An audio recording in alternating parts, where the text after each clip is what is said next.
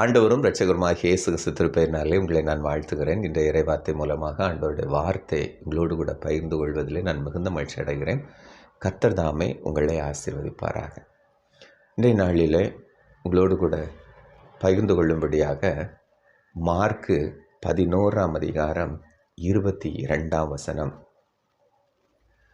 தேவனிடத்தில் விசுவாசம் உள்ளவர்களாயிருங்கள், தேவனிடத்தில் விசுவாசம் உள்ளவர்களாயிருங்கள். ஆண்டவர் உங்களோடு கூட பேசுகிற காரியம், நீங்கள் உங்களுடைய அவிசுவாசத்தை விட்டுவிட்டு தேவனிடத்தில் நீங்கள் விசுவாசமாக இருங்கள் என்று சொல்லி ஆண்டவர் உங்களோடு கூட பேசுகிறார். அவரிடத்தில் நீங்கள் நம்பிக்கையோடு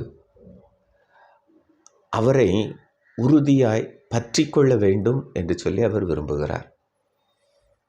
2 காரியங்கள் இங்கே சொல்லப்படுகிறது. ஒன்று, உங்களுடைய நம்பிக்கை எப்படி இருக்க வேண்டும் என்பதற்கு 23ஆம் வசனத்தில் சொல்லுகிறார், சந்தேகப்படாமல் விசுவாசியுங்கள், சந்தேகப்படாமல் விசுவாசியுங்கள்.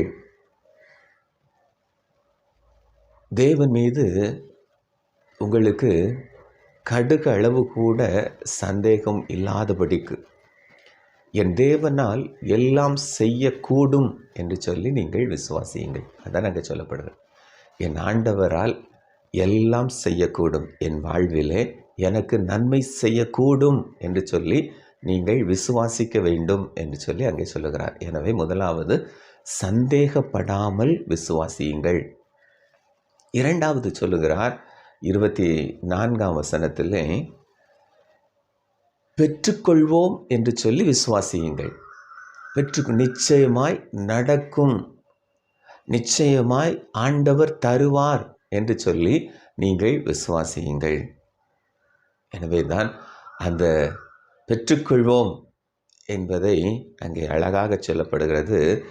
நீங்கள் ஜெபம் பண்ணும்போது எவைகளை கேட்கிறீர்களோ அவைகளை பெற்றுக்கொள்வோம். அருமையானவர்களே, ஜெபத்திலே நீங்கள் எதை கேட்கிறீர்களோ, ஒருவேளை உங்களுடைய ஜெபம், ஆண்டவரே என் வாழ்க்கையில் எனக்கு நீர் நன்மை செய்ய வேண்டும் என்று சொல்லி ஜெபத்திலே நீங்கள் வைக்கிற காரியங்கள், என்னென்ன காரியங்களுக்காக நீங்கள் ஜெபிக்கிறீர்களோ அந்த ஜெபம் கேட்கப்படும் என்று சொல்லி நீங்கள் விசுவாசியுங்கள். அந்த ஜெபத்திலே கேட்கிறவைகளை தேவன் தருவார் என்று சொல்லி நீங்கள் விசுவாசியுங்கள். அதனால் பெற்றுக்கொள்ளத்தக்கதாக நீங்கள் விசுவாசியுங்கள்.